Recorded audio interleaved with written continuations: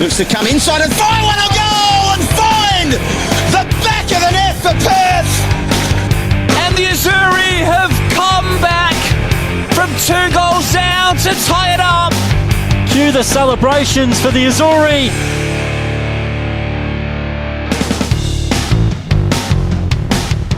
Yeah, welcome. Episode 10 of the Perth SC Podcast. Great to have you with us once again. Plenty happening around the famous old Azzurri club. Blayne Treadgold is my name, with you to take you through the latest out of the Perth Soccer Club over the last week or so. A little bit later on, President Jason Marrochi will jump on board and we'll have a bit of a chat about what is happening all around this famous old club. First of all, a big reminder, don't forget to get this as a podcast and each and every week, available now through Spotify, through Apple, and also through YouTube. So just simply search the Perth SC Podcast. You should see the results all pop up there, and then make sure you hit that subscribe button to make sure that you can get this straight onto your smart device each and every week. Plenty of big results across the weekend. Let's check in with what's been happening. Rewind back to Friday night, an unlucky 1-0 loss, wasn't it, to ladder leaders Olympic Kingsway for our NPL men.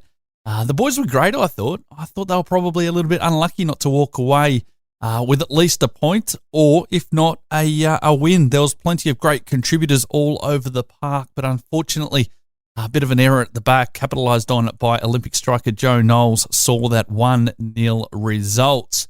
The loss means that Perth will remain in 10th position, still 4 points off or ahead of Perth Glory in that relegation playoff spot. So, still plenty of optimism, and a big one coming up in a couple of weeks' time. On the Saturday, we saw our 18s and 20s men in action. Our 18s, they're going great guns at the moment. A big 5-0 win over Olympic Kingsway saw them to the top of the table in the 18s. Hat-trick for Matthew Palella, and singles to Mason Ricky and also Braden Nicolau. So, big congratulations to everyone in the 18s. They're doing, going very, very well. For our 20s, it was an unfortunate 3-0 loss to the hands of Olympic Kingsway. However, the boys remain in second position, 4 points adrift from top of the table, Perth Glory, in the 20s men's competition. On the Sunday, our women's teams, they headed up north to take on Perth Red Star up there at Joondalup. And for our 21s women, unfortunately went down to Red Star. They trailed 2-0 after 13 minutes, but the Azzurri girls pulled themselves together magnificently to get themselves back into the game, levelling it up at 2-2 through Frankie and also Tamsin Hannon, who's been doing big things for the 20s this season. Unfortunately, 2 late goals to Red Star saw the score end up at a 4-2 scoreline by the full-time whistle. It was also a massive clash for our NPLW side, and it was one that was really highly anticipated, wasn't it? Heading into this one, possibly to decide the title. Red Star scored on the 9th minute to take a 1-0 lead into half-time. However, Tian McKenna managed to get Perth back into it with a very well-taken penalty. Sent the keeper the wrong way and hit the left-hand side of the netting there, so it was a really well-taken pen. But it wasn't to be for the Azzurri. Red Star's Olivia Wood unfortunately scored late on to seal the win. So the table for the NPL women's looks a little bit like this. Red Star now hold a 5-point advantage at the top of the NPLW table. A big game coming up this weekend for the Azzurri as they get ready to take on rivals Balcatta. That is happening Sunday afternoon at Dorrien Gardens. So we still need plenty of support for our Azzurri girls. Make sure you get down. More details on that coming up towards the back end of the podcast. Right, it's been a bit of an up and down week for the Azzurri. But let's have a bit of a look and see what made my top 5 picks of the week. Number 5, that fighting spirit. Despite the disappointing loss on Friday, boys can hold their heads up, having gone toe-to-toe with arguably the best team in the league, harbouring around 150 games of A-League and professional football. I thought they were great and really took the fight to Olympic Kingsway. Dominated in patches, just unfortunately couldn't capitalise on the momentum during certain periods of the game. But that fighting spirit, it certainly came into play. And if they can harness a little bit more of that in the last few rounds of the season, then I'm sure they're going to be well on the way to finishing with a bit of a bang. Number 4, NPL restructure. There's been a lot of talk this week, but not only this week, throughout the season regarding a possible restructure to a couple of the different competitions for next season. Now, there's people that know a lot better than me when it comes to the structure and administering of the competition, so I'm not going to give too many opinions on this, well, uneducated opinions, but I'll certainly be looking out for a few changes in the next few months. It's going to be really interesting to see what next season looks like as part of a maybe restructuring to the NPL and maybe even a couple of the other competitions across the Football West banner. Number 3, a big shout out to Basil Lenzo and his 18s who flew the flag beautifully across the weekend. It was another big win, and they're currently in the box seat, bringing the 18s title back to Dorrien Gardens. Certainly worth keeping an eye on is the 18 side for the rest of the season. Big congratulations to everyone for the season thus far. Number 2, our NPLW women. Well, it wasn't the result the girls wanted up at Red Star on the weekend, but all is not lost. Still plenty of opportunity to pile the pressure on Red Star, get back winning ways, and finish the season with a bang. Also, a little matter of that big cup final still to come in September. So still plenty to play for. Heads might be a little bit down at the moment, but I'm sure that Fed and Brogues will get the girls up and about. A big one this weekend against Balcatta, so we're very much looking forward to seeing how the rest of the season plays out. Number 1, a big congratulations to our under-15s and under-16s who have made it into their respective cup finals. Well done to coaches Ben Stroud, Tony Riccardello, Tony Fiorucci, and Michael Bellassini. Done a fantastic job, fellas, and bring it on home. The cup for the 15s and 16s. Very much looking forward to seeing that. Well, that is my top 5 picks of the week. We're going to take a bit of a break. We're going to come back very shortly. Jason Marrochi is going to join us right after this.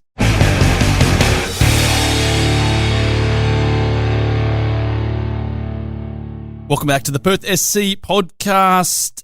Great to have you with us. A few mixed results over the weekend, as we spoke about a little bit earlier on. But, we thought we might get the big man on camp. Jason Marrochi's back, feet under the desk, following a nice little break. And we thought we might delve into what's been happening, maybe on the other side of the fence a little bit more. Jace, mate, great to have you back on the pod. Yeah, nice to be here, Blayne. Mate, trip to Europe, a bit of a break. It must have been refreshing. Yeah, 4 weeks in Italy. That's always a good thing. Fantastic weather, good food, good wine, bit of beach time, which is nice. But, bit cold back home. So family still? Yeah, some family in Italy, but didn't really spend a lot of time with family this time round. Okay. Mainly, the family from here heading over and enjoying a bit of sunshine. A lot of people from Perth though in Italy, and seems like everyone was heading over this summer. Absolutely, and a few club people too. So caught up with a lot of people from home in Italy, which was nice. Yeah. Football was on, Euros. Did you get around the Euros? Yeah. Certainly watched a few games in a few bars. Italy was very, very disappointing, but watched the final in Calabria actually, and that was nice. Semi-final, I think we were in Sicily and watched a couple of games. So yeah, it was good fun. Really, really good trip. We know that the Italians are football mad. What was the expectations? Because they haven't been the Italy that we may have known in the past. Yeah, no, certainly. Look, I think there wasn't a huge expectation on the team, but I think the sense of the country was that they underperformed, and particularly the performance against Switzerland in the in the first round of the knockout stage. It was probably one of the poorest Italian performances in a very, very long time. So a lot of disappointment over there. Jace, we did mention you back, feet under the desk. How's it all ticking along from your perspective? Yeah, no, going well, Blayne. We're a really big club at the moment, probably the biggest that we've ever been in relation to the number of, the expanding female program, our amateur masters programs as well. So, there's a lot of work to do all the time. Place ticked over quite nicely when I was away, and there's still a fair bit going on. We'll get to the results shortly, but you did mention, I guess, a couple of key areas that I wanted to touch on. Player registrations, I think we've seen it across WA, but I'll just get you to delve into that. Yeah. Maybe. So, the key metric for us was the expansion of our female program this year. So we got a 30% increase. Sure. And 2 extra teams in the female program. So an under 13s this year and a new under 18s team, which they've been absolutely fantastic. So a whole group of them, or a large group of them, come from another club during the off season, and they've fitted in beautifully. And to credit to Brian McCready and his coaching staff and the girls, they are playing because there's no under 18s NPL competition in the women's leagues.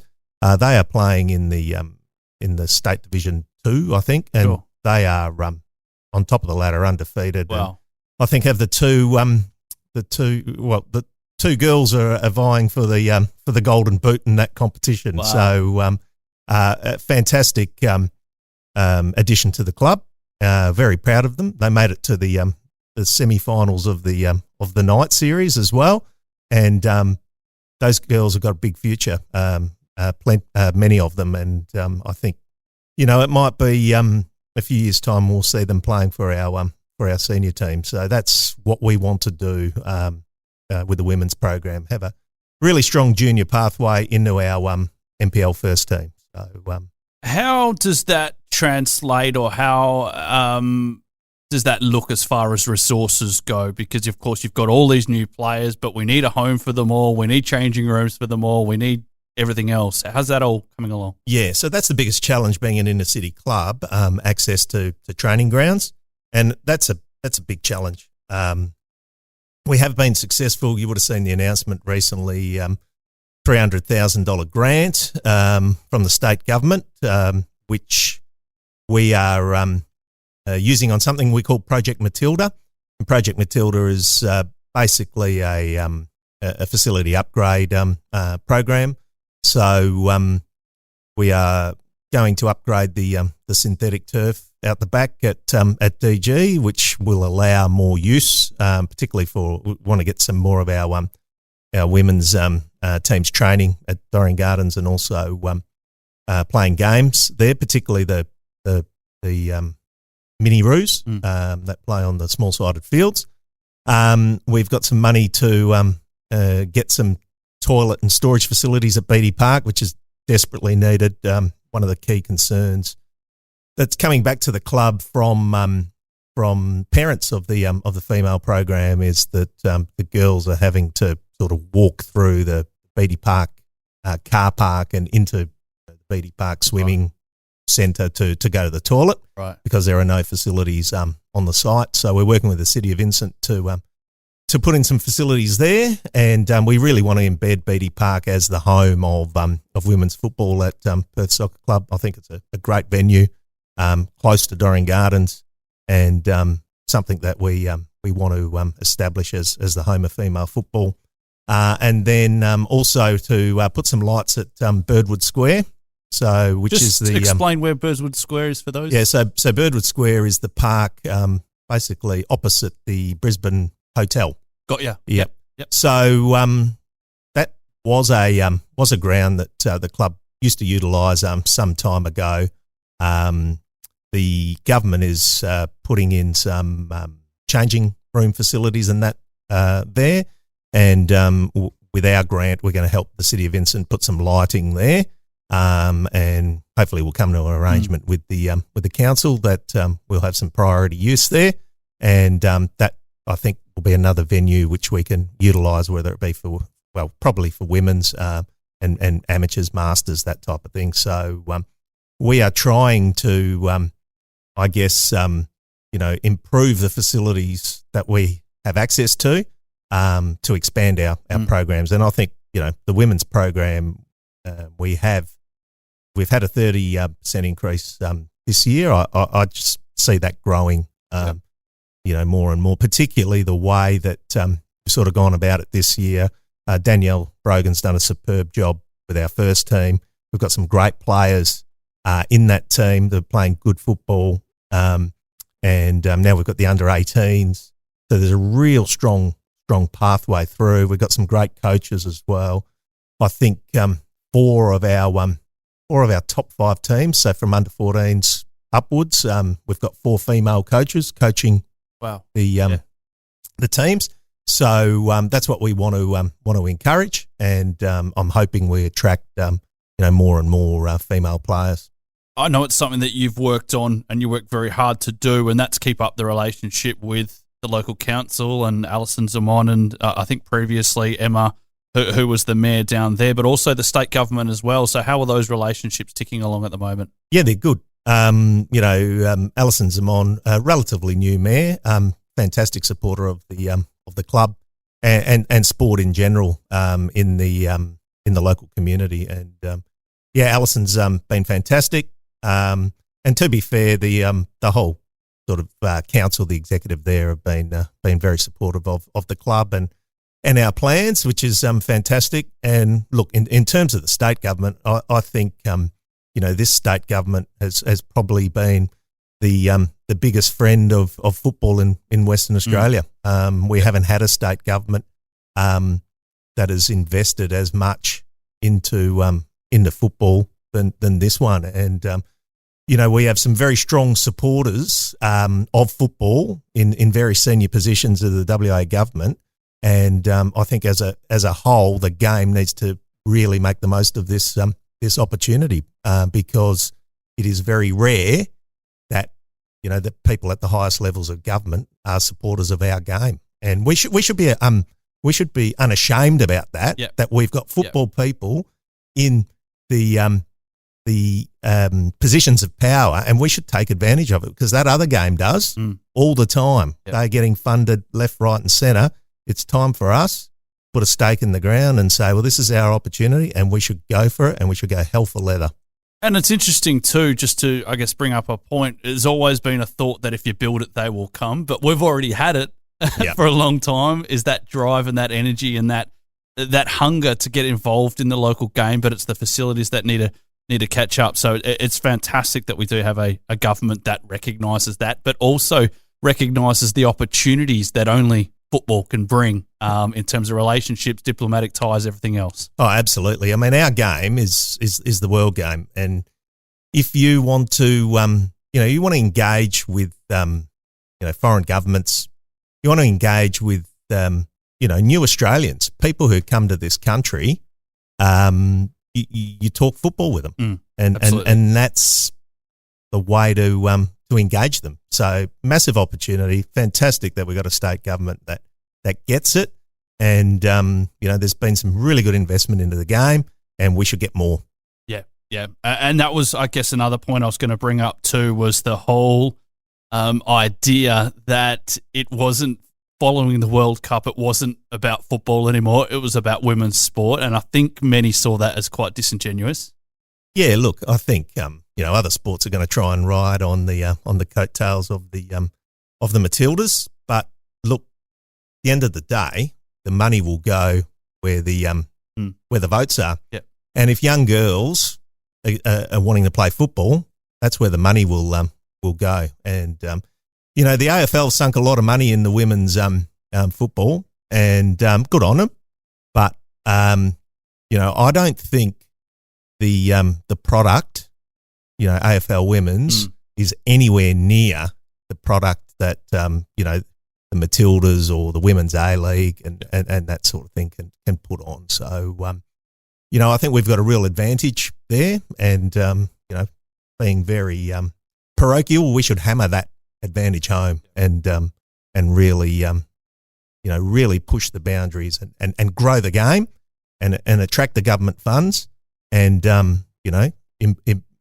make it as good as possible for our players to put on a Matilda shirt. Jason, something that we've spoken about off air between yourself and myself was the fact that we want to give a big effort. We want to create the same opportunities and give the game the same respect in the women's program as we do the men's program.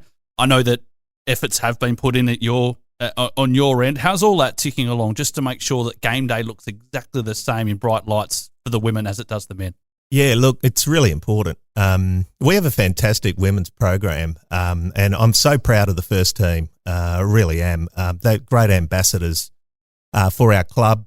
From Danielle Brogan all the way down, they are outstanding, and they're having a fantastic season. Our NPL women's senior team, and a little bit disappointing on the weekend, but still plenty to play for. But we got outstanding individuals in that team who are role models for the girls, that come in at under 10s, under 8s, whatever it might be.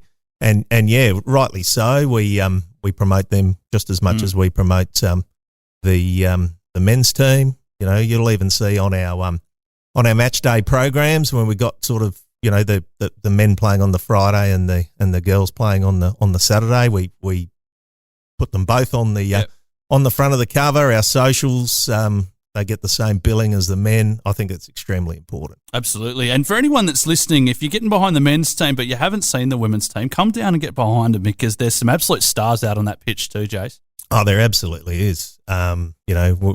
We've Danielle probably won't mind me saying this, but I was extremely concerned about our female program probably towards the end of last season. And obviously there was a change in coach, and many of the players who played for us last year followed the coach to another club. And Danielle put her hand up, which was fantastic. Danielle's been with our program since the inception. Started as our inaugural NPL women's coach, then went into the director of football role. She was probably a little bit concerned about the program as well, so put her hand up to say, "Yep, I'll be the head coach again." And the job that she has done to pull together a group of girls who are absolutely fantastic, work hard, great footballers, represent the club, magnificently. Hats off to Danielle. I'm very, very grateful for the work that she does, and her team. Fetty's there, and Emma's doing a great job in the team manager's role, or one of 3 teams that she manages. It's superb, and the girls from Baxter and Charlie all the way down, they're brilliant. We really, really proud of that side, and I'm confident that we'll get some silverware this year. Yeah, very much looking forward to that. We'll talk about that in a little bit, Jason. I just wanted to get back on facilities in a way. For me, Doreen Gardens got to be the premier football venue in WA, if not one of.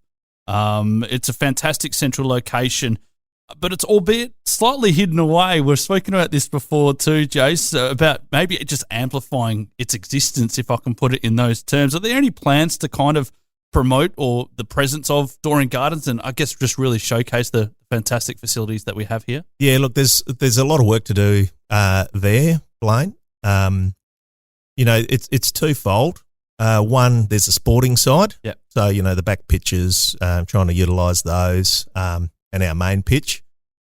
We've got a very good relationship with NRL WA and have hosted their grand final here for probably 5 years plus. And we're doing that again in early September.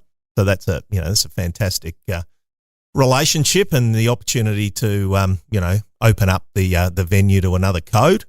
And then we've got the facility itself, right? So we've got Cedar, which is the school sort of based training program for sport, which uses the venue during the week. But yeah, look, we probably need to spruce it up a little bit and make this a venue which we sell to corporates, which, our members, if you're having a significant milestone birthday or a Holy Communion or a baptism or whatever, like come here. Weddings, parties, anything. Exactly. And we've had weddings here before, right? And it's a great venue. We've got the kitchen, we've got the bar, and that's something we need to work on because it's a real revenue raising opportunity because we got, like you say, we've got this fantastic asset and it is hidden away, and we've got to do more to promote it, no doubt. I guess just on that and more the location, how do we get more people, do you feel, in that central Perth area? Because as the growth of Perth changes and there's more people that want to live in a city, and this is essentially the local club for thousands and thousands of people. Yeah, look, I think the way local bowling clubs have really reinvented themselves as the meeting place of the community. Come to the bowling club, have a meal. If you want, you can go out on the green and have a barefoot bowl or whatever. I think there's something in that, and we've got to work out a way how we can almost become the football sort of equivalent of a bowling club because we've got everything here. We've got a bar. We've got a kitchen. We can watch a football game. Here, that sort of thing. So there's a bit of work to do. But as always, we are majority run by volunteers, and there's only so many hours in the day, and the football side of thing is all consuming. There's a bit of work to do, but I think we're taking steps in the right direction. We've just got to, keep working and maximising those opportunities. Jason, I just want to carry on from a conversation we had a couple of weeks ago with Perry Iolati, and I guess everyone's got ideas on where they feel, particularly the top end and the NPL competition should go. I guess most people have it in their head that it should be akin to the Waffle or the NBL 1 West or the basketball or whatever that looks like. How do you feel that we can do better as a sport to be able to raise those, I guess, those standards and those, hit those milestones, so to speak? Yeah, look, it's an interesting one, and we are actually doing some work with Football West at the moment as a NPL standing committee to try and, improve the league.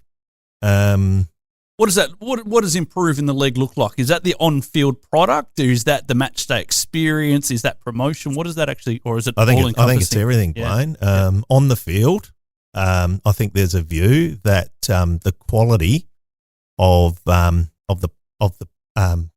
product on the field is not as good as it probably was 10 or 15 years ago.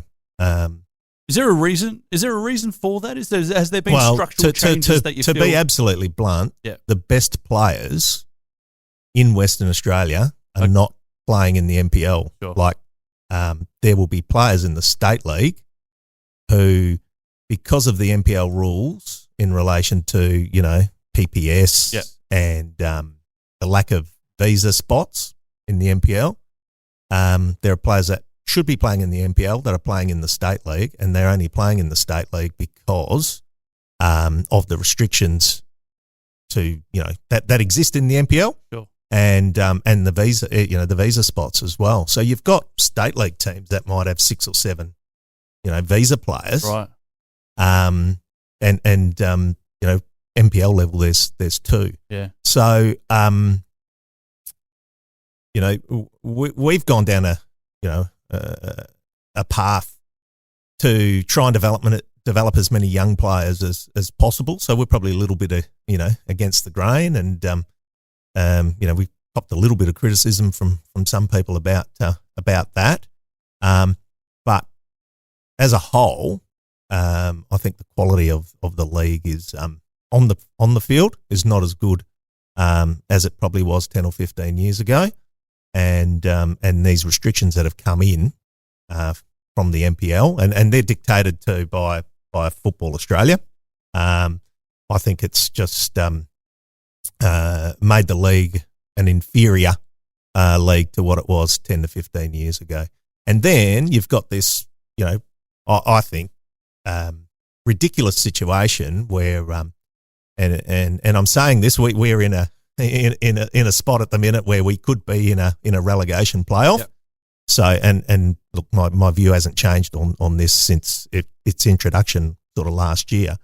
That you could have state league teams that operate under different rules, so no restrictions on imports, no need to worry about PPSs and all this sort of thing, playing against an NPL team that operates under restrictions. Yeah. And, I think that's ridiculous. And I think the first thing that Football West has got to do is to make sure that the rules in the NPL are the same rules at state league level.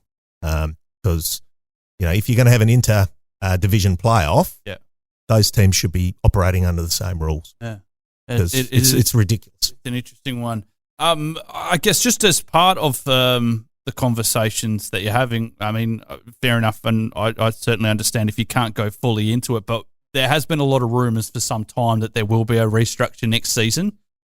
Is that being confirmed, or can we get any info on that? Oh, look, there'll be a restructure at junior level, sure, which is different to sort of the work we're doing at senior level. But the juniors will look very different next year, and Football West, I'm sure, will confirm this, and I mean it's been discussed in public forums. But I think the NPL sort of brand will disappear next year at junior level, which is a good thing. Well, we've already seen it in Victoria. They're just the Victorian Premier League again now, and I think that's, I guess, just from my perspective as someone who likes to get out and watch plenty of football, NPL doesn't mean anything to your average punter. No. If you say the West Australian Premier League, I think people know exactly what you're kind of talking about or alluding to. Yeah, and look, that's at junior level. At senior level, it used to be called the National Premier Leagues because, well, it is still called the National Premier Leagues, but it was genuinely a National Premier League because the champions of each state used to play off for the national title. That doesn't exist anymore. So to call it the National Premier Leagues, for me, is misleading because no one plays off for anything anymore because, Football Australia have used COVID as an excuse for, cutting the competition, and okay, we don't have COVID anymore. Well, there's no pandemic at the moment, so why hasn't that been reinstated? Well, Perth was involved heavily in that. I think they made the final, didn't they? We made the semi-finals one year against Wollongong. We knocked off Heidelberg on the way. We had a good match against Sydney Olympic the year before, and lost 1-0, I think. Was it a beneficial competition? It was finals. It was a brilliant competition because you had the opportunity to test yourself against the best clubs in the country, and I'm sure Red Star, who won the title last year, would have loved to have given them given themselves a chance to win a national title and go up against some of the best in Australia. So that's disappointing. But just going back to the on-field stuff, like the quality of our league compared to the other competitions across Australia. You take the Australia Cup.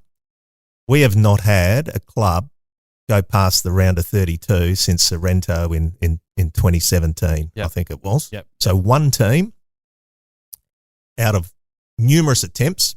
I think it came in 2014, 2015. That's right, 10 years this year. Yep. One team has gone through the round of 32.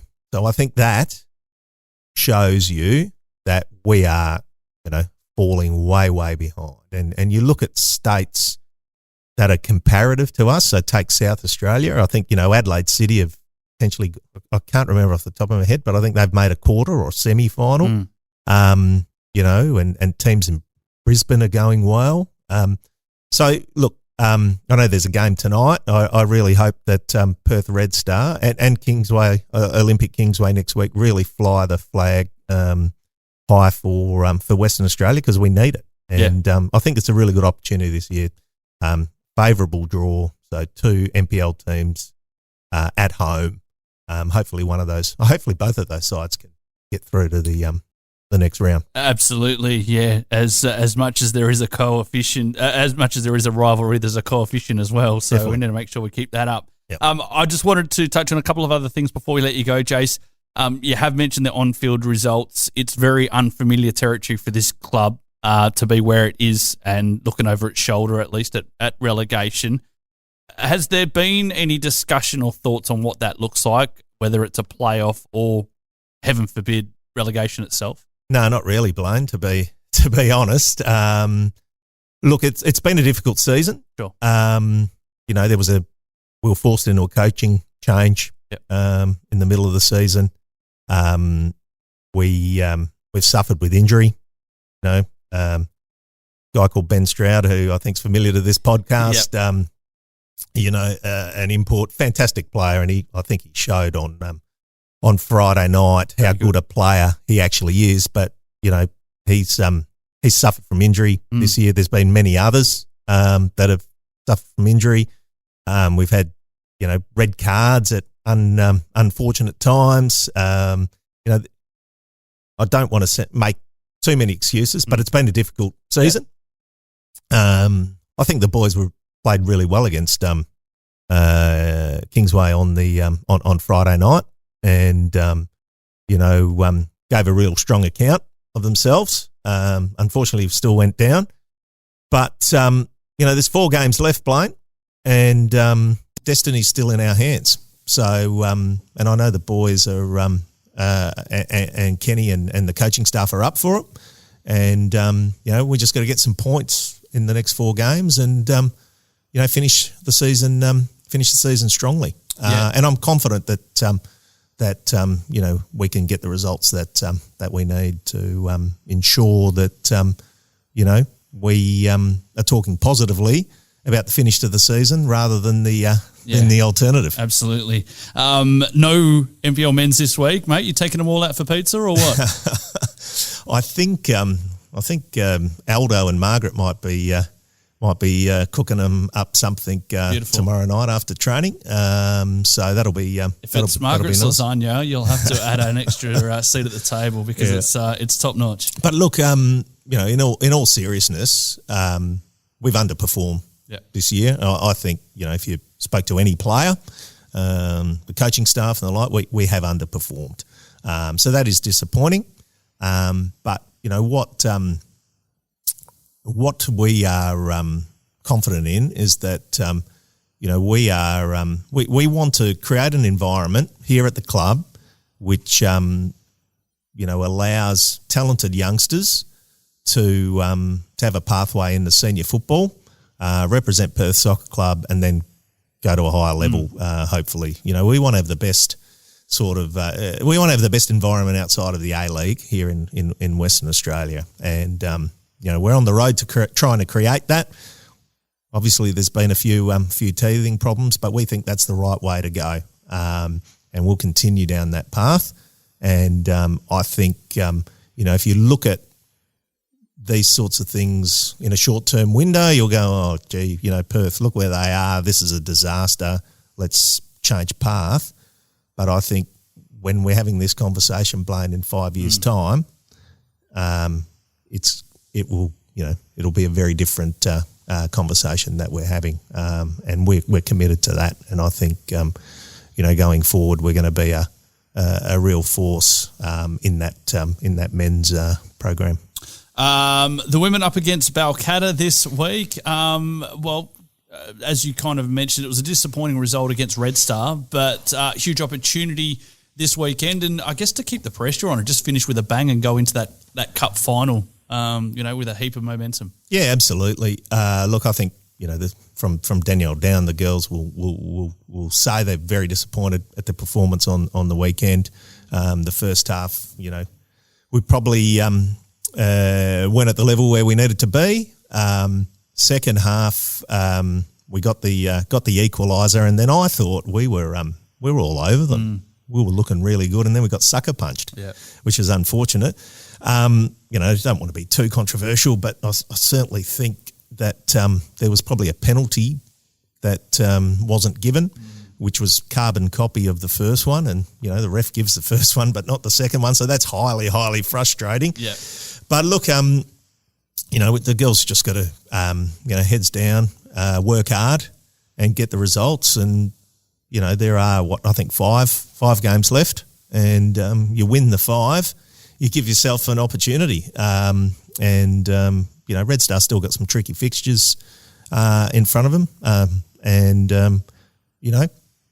how many times have you seen a team sort of get up, beat the nearest challenger, and then sort of have a banana skin against a lower ranked team? So anything's possible, but the girls probably will think that that was an opportunity lost, but really confident they'll bounce back and have a strong finish, and who knows what happens. And as you say, there's a top 4 and there's a cup final to play for, so plenty of opportunities for silverware. A couple of events coming up, Jace. The big quiz night this Friday night is sold out. Friday night sold out. Fantastic job by Nadia Lefroy and her team in setting up that night. And we've got, I think, pretty good representation from the club. All the different programs are putting tables together and the like. It's a back to the 80s quiz night, so it'll be interesting to see what people actually rock up in. What are you going with, Jace? Oh, I don't know. I might have an old Metallica T-shirt somewhere, so I'll see if I can still squeeze into that. The spray-on jeans. And I don't know if the spray-on jeans still got the Adidas Roams getting around. Oh, I'd love to have a pair of Adidas Roams, I reckon, but no, not anymore. That'll be a great night, and really looking forward to that. No, very much. It's going to be absolutely massive. I guess just before we let you go, a bit of an opportunity to, shout out some sponsors as well while we're here, who, of course, allow us to do what we do. Yeah, no, absolutely. You put me on the spot now, Blayne, so I'll probably forget everyone. But, obviously Finney, major sponsor of the club, and been fantastic supporter of the club for a very, very long time. The guys at Trio Homes, they've taken on the task of building a house for us. Yep. That's going along quite nicely. The bricks are all done. I think we've got a roof that's been put up at the moment, so we're steaming along with that. Obviously, Lawrence Biagioni and the team at GMF, contractors, fantastic supporters of the club for a long time. We've got Katarina and her team at New Look Dry Cleaners that are a match day sponsor, and they put up the dough for the crossbar challenge, which is fantastic. Ernie at Tess Electrical, long time sponsor of the club. Pharmacy 777, Deck Mill as our women's principal women's sponsor. I probably missed a whole heap of them, and I'll get shot now. But look, our sponsors are great. What I love about this place is, on a Friday night or on a Saturday afternoon, the sponsors come in and they have a meal together, and then there's the opportunity to watch the game from upstairs, and I think it's quite unique. Because I don't think there's many, if any, other clubs that are doing that. And I think it's important that we continue to do that, and look after our sponsors and give them the opportunity to network. I think that's something great, something that is coming up, Blayne, and we will start promoting it very shortly. Friday, August 16th, we've got Fremantle City here in our league game. Yep. And obviously when we went to Freo last time, they instituted the Azzurri Tricolore de Sonia Cup, so we'll be playing for that again this time round, and we're going to have a past players sundowner at 5:30 so before the game and leading into the game. So we will be calling on all past players from Perth Azzurri and East Fremantle Tricolore to get along. Be $25. That'll give you entry at the gate, and also some food. You can buy some drinks at the bar, and we want to take a trip down memory lane and see some of the older stars of the game, and really have a night of friendship and football. So look out for that on our socials, and hope to see a lot of old Azzurri and Tricolore legends here at Dorrien Gardens that night. Yeah, fantastic to see that rivalry starting to, I won't say get reborn, but certainly flare up again, if we can put it in those terms. No, absolutely. And Freo have been a good addition to the league this year and going really well. So, it's a credit to them as well. Fantastic. Jason, thanks for jumping on, mate. Really appreciate it. Yep, good stuff. Thanks, Blayne.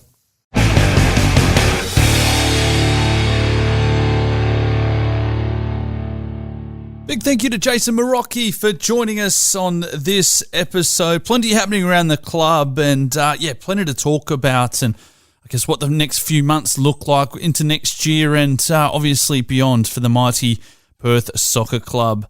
Let's have a quick look at the weekend. As mentioned, just limited matches for many of our Azzurri teams this weekend. So no football for the NPL men due to the Australia Cup being in action. Just a bit of a shout out to our WA teams involved in the Australia Cup. As much as there is a bit of a rivalry there, it's certainly we're all part of the coefficient, aren't we? And we want to see that WA teams can do well, particularly in a national competition. So a big good luck to all of the teams involved in that. Let's have a look ahead to the NPL women who are in action on the weekend. 3 p.m. Azzurri fans. That is the time on Sunday you need to block out for the calendar. Put Sunday lunch on hold because you need to get down there and get behind the girls this weekend. They can certainly do with your support and bring the family down. And it is a great day out and there's plenty of facilities going on upstairs and hopefully the weather stays away on Sunday and looking forward to a big game against rivals Balcatta in the NPL women's competition. The boys, they'll be back, as mentioned, following week. So if you want to pencil that one in, it is 3 p.m.